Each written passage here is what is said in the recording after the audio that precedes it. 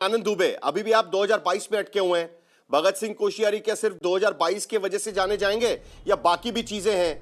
मैं मानता हूं कि आपका उन पर खास प्यार आपका भगत सिंह कोश्यारी जी पर है, शिवसेना का, उद्धव ठाकरे का, शिवसेना यूबीटी का, लेकिन उसके बावजूद बाकी भी इतने साल का उनका काम होगा ना कहीं। सिर्फ एक ही चश्मे से देखना या कोई ठीक होगा क्या? साहिल भाई नमस्ते। देखिए, आपकी शो में आने के लिए कुछ लोगों को बड़ी स्टडी करनी पड़ती है।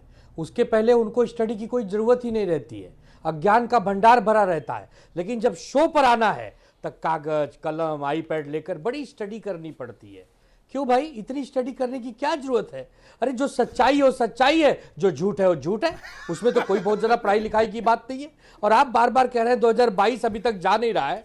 अगर 2022 में किसी व्यक्ति पर कलंक लगा है, वो तो 2050 में भी रहेगा, वो 2150 में भी रहेगा, वो 2550 में भी रहेगा। इतिहास मिटा देंगे क्या साहिल भाई आप?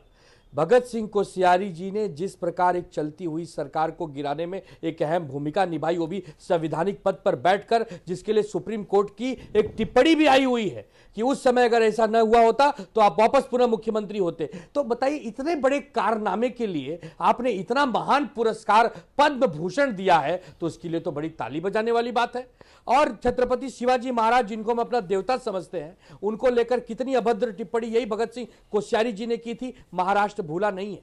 हमारी सबकी आराध्य महात्मा फुले जी और सावित्रीबाई फुले जी के बारे में जिस प्रकार उन्होंने अभद्र टिप्पणी की थी, वो किसी से छुपा नहीं है, सब कुछ सार्वजनिक पटल पर है। इतने महान कामों के लिए आप उनको पद्म भूषण दे दीजिए, चाहे भारत रत्न दे दीजिए, चाहे पद्म विभूषण दे दीजिए। आपके हाथ में भैया, सरकार आपकी है, ताकत आपकी है, सब कुछ आपका है, आप दे दीजिए। हम तो कोई टाइमिंग नहीं उठाएंगे भैया, हम तो सिर्फ ये पूछेंगे वीर सावरकर जी को भारत रत्न कब मिलेगा, आपके पास जवाब नहीं है। हम कहेंगे हिंदू हृदय सम्राट बाला साहब ठाकरे जी को कब भारत रत्न मिलेगा, आपके पास जवाब नहीं है। हम कहेंगे कि हमारे आराध्य बिरसा मुंडा जी को कब भारत रत्न मिलेगा, आपके पास कोई जवाब नहीं है। तो क्या चाहते हैं आप? मतलब आप चाहते हैं कि मीठा मीठा कब कब और कड़वा कड़वा थू थू। यहां पर प्रश्न चिन्ह। अभी आप ही ने बताया कर्पूरी नंद ठाकुर जी को बिहार चुनाव से पहले भारत रत्न देना है, लेकिन वो उनको अच्छा नहीं लगा। क्यों? उनके खिलाफ जाती है बात। उनको जो सूट करती है, साधु संतों का अपमान करना हो, उन पर लाठियां बरसानी हो, बटुक साधुओं की चोटी खींचनी हो। जब पद्म पुरस्कार की घोषणा की गई थी, तब उन्होंने कहा था कि ठीक है, आप मुझे पुरस्कार दे रहे, मैं उसका स्वीकार नहीं करूंगा, क्योंकि पहले आप हेडगेवार को दीजिए पुरस्कार, उसके बाद ही मैं उसका स्वीकार करूंगा। ठुकरा दिया था, तब भी वाजपेयी सरकार थी यहां पर। लेकिन शहजाद, जल्दी से जवाब दीजिएगा। योग्यता चुनी जा रही है, वो तो ठीक है, लेकिन कहीं ना कहीं चोट भी तो लगेगी, उसका भी तो सोचना पड़ेगा कि भाई आखिरकार राज्यपाल पद से क्यों हटना पड़ा था। और बाकी वीर सावरकर नाम तो लेते हैं, लेकिन भारत रत्न क्यों नहीं दे रहे हैं, ये भी सवाल शिवसेना यूबीटी उठा रही है। सबके बारे में बोलता हूं। साहिल जी, पहले तो सच हमेशा तथ्यों पर आधारित होता है और तथ्यों का अध्ययन होता है। हाँ, पर झूठ बोलना है तो आइए कुछ भी गाकर, शायरी करके, मस्खरा बनकर चले जाइए।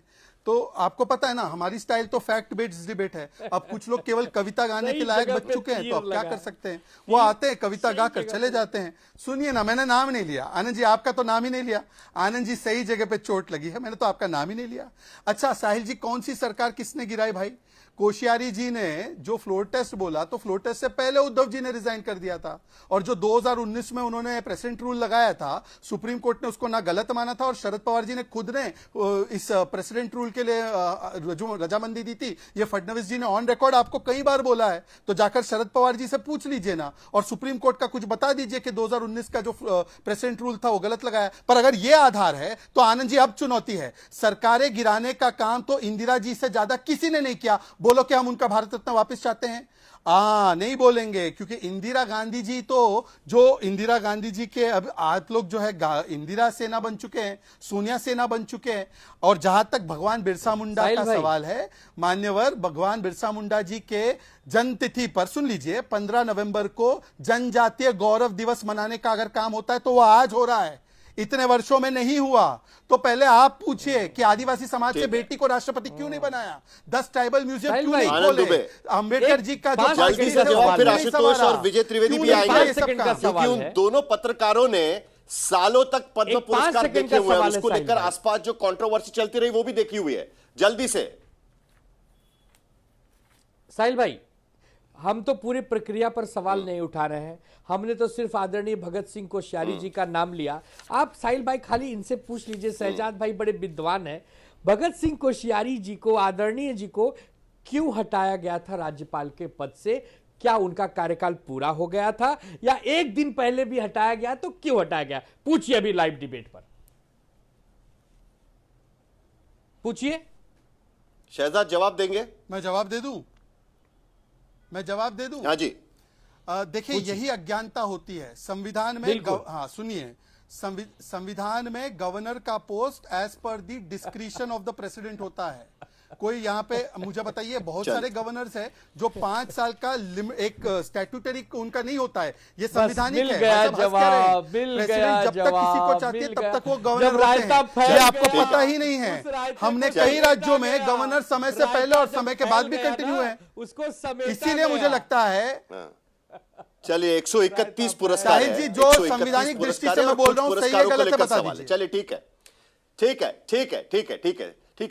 राज्यपाल की नियुक्ति करना ये गृह विभाग के अंडर होता है, गृह मंत्री तय कर सकते हैं और उसके आधार पर जो राष्ट्रपति है वो उस पर मोहर लगाते हैं। चलिए आगे बढ़ते हैं। आशुतोष, कई बार पद्म पुरस्कारों को लेकर सवाल उठते रहे हैं। अब आपने शहजाद पूनावाला को सुना, आपने, उन्होंने 3 नाम गिनवाए इसमें। पहला तो शरद पवार का 2017 में, तब भी कांग्रेस पार्टी ने सवाल उठाए थे कि भाई शरद पवार को अचानक पद्म विभूषण कैसे दिया जा रहा है।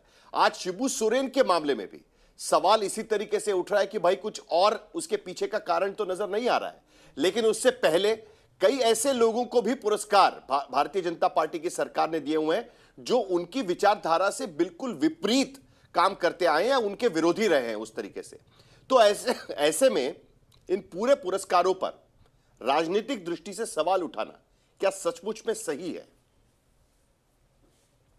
देखिए साहिल, जब भी पुरस्कार इस तरीके के होंगे तो उसमें कोई ना कोई कंट्रोवर्सी जरूर होगी, क्योंकि मोदी सरकार की एक खासियत ये कि हर चीज में वो पॉलिटिक्स देखते हैं और पॉलिटिकल क्या फायदा हो सकता है इसको वो अच्छी तरीके से भुनाने की कोशिश करते हैं। और मैं इसको गलत भी नहीं मानता। जो राजनीतिक दल है वो जरूर कोशिश करती है। कह दूंगा कांग्रेस बहुत दूध की धुली थी और बीजेपी बहुत गलत है तो ठीक नहीं है, लेकिन किस तरीके से इसका इस्तेमाल होता है इसके 2 उदाहरण मैं आपके सामने देना चाहता हूं। 2024 के लोकसभा चुनाव के पहले आपने देखा था कि कर्पूरी ठाकुर और चरण सिंह को जो भारत रत्न देने की बात हुई थी, उसके बाद आपने देखा कि जिस तरीके से नीतीश कुमार ने पलटी मारी और वो इंडिया गठबंधन के एक तरीके से जनक थे और फिर वो एनडीए में शामिल हो जाते हैं, उसका एक बड़ा कारण कर्पूरी ठाकुर को भारत रत्न देना माना गया था। उसी के साथ साथ जो अजीत सिंह के बेटे हैं चौधरी, उनको भी पलटी मारी थी और पलटी मार के इधर चले गए थे। तो पुरस्कारों का बहुत अच्छी तरीके से इस्तेमाल हुआ था। इस बार अगर आप ध्यान से देखिए तो जिस तरीके से शिबू सोरेन को दिया जा रहा है, इसके बड़े गहरे राजनीतिक अर्थ निकाले जाएंगे। क्योंकि आपको याद होगा 2 महीने पहले 3 महीने पहले चर्चा गर्म हो गई थी कि क्या हेमंत सोरेन दिल्ली आए थे, अमित शाह से मुलाकात की थी, क्या वाकई में वो इंडिया गठबंधन को छोड़ के बीजेपी के साथ जा सकते हैं। हालांकि बाद में इस पूरी खबर को बेबुनियाद बताया गया था, लेकिन वो चर्चा गर्म थी। जहां तक अच्युतानंदन का है, मुझे लगता है कि एक अच्छा कदम है। अच्छा कदम इसलिए क्योंकि अच्युतानंदन जैसे लोगों को भारत रत्न दरअसल मिलना चाहिए और शिबू सोरेन के ऊपर निश्चित तौर पर भ्रष्टाचार के गंभीर आरोप थे, लेकिन उनका कद भी भारत में मुझे लगता है भारत रत्न से कम नहीं होना चाहिए। क्योंकि आदिवासी तबके के अंदर जिस तरीके की जागृति उन्होंने पैदा की, जिस तरीके से नेतृत्व उन्होंने दिया और जिस तरीके से झारखंड को लेकर एक नया राज्य बना, उसमें उनका बहुत बड़ा योगदान है। हर व्यक्ति में कुछ ना कुछ कमियां, विजय त्रिवेदी, गड़बड़ियां होती हैं। जिसका जिक्र आशुतोष कर रहे हैं, सीधे सीधे उसका राजनीतिक मतलब निकालने की कोशिश हुई थी, क्योंकि उसका एक चीज और जो है वो पॉलिटिकल एक्शन से हुआ था। जी एक चीज और भी है। बोलिए उसके बाद विजय। 5 सेकंड। जिस तरीके से वेलापल्ली नटेशन को दिया गया है, एसएनडीपी जावा कम्युनिटी के हैं। उन्होंने पिछले दिनों मुस्लिम समुदाय के खिलाफ मलप्पुरम को लेकर बड़ी तीखी टिप्पणी की थी।